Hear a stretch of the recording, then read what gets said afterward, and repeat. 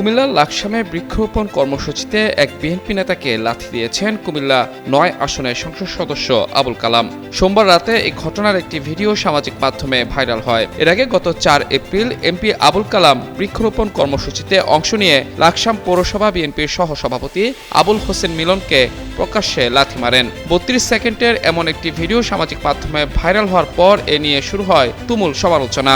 ভিডিওতে দেখা যায় বৃক্ষরোপণের পর চারাগাছে পানি দেওয়ার ওই পানিতেই হাত ধুচ্ছিলেন লাকসাম পৌরসভা বিএনপির সহসভাপতি আবুল হোসেন মিলন। এ সময় সংসদ সদস্য আবুল কালাম সবার সামনে তাকে লাথি মারেন। যদিও দলীয় নেতাকে লাথি মারার কোনো ঘটনা ঘটেনি বলে দাবি করেছেন সংসদ সদস্য আবুল কালাম। অন্যদিকে ঘটনাটি অপপ্রচার বলে দাবি করেছেন ভুক্তভোগী সেই বিএনপি নেতা। তার দাবি, এমপি আবুল কালামের সঙ্গে সুসম্পর্ক নষ্ট করতেই এমন বিভ্রান্তিকর কন্টেন্ট ছড়ানো হচ্ছে, যার সঙ্গে বাস্তবতার কোনো মিল নেই।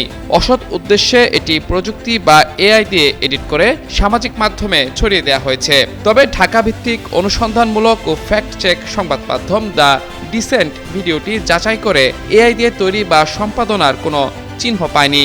এক পোস্টে সংবাদ মাধ্যমটি জানিয়েছে, এআই শনাক্তকারী টুল, হাইপ মডারেশন, ডিপফেক ও মিটার সহ একাধিক মাধ্যমে পরীক্ষা করেও ভিডিওটি এআই সম্পাদনার কোনো চিহ্ন পাওয়া যায়নি। এছাড়া অধিকতর যাচাইয়ে দ্য ডিসেন্ট ঘটনাস্থলে উপস্থিত থাকা প্রত্যক্ষদর্শী গণমাধ্যম কর্মীদের সঙ্গেও যোগাযোগ করে ঘটনার সত্যতা নিশ্চিত করেছে।